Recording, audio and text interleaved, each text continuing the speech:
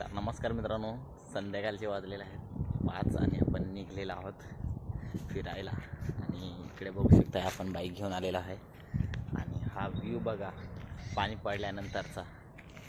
हो, आणि हे बघा त्या डोंगरीवरती मागे गेलेलो होतो आपण.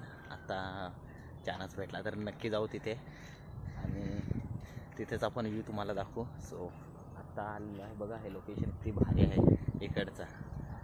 आणि असंच लोकेशन आपण फिरत राहू, मजा करत राहू आणि चांगले चांगले लोकेशन तुम्हाला दाखवत राहू. आणि हा इकडे बघा ताड, आणि त्याला ताड किती लागलेले आहेत बघा. चला तुम्हाला झूम करून दाखवतो.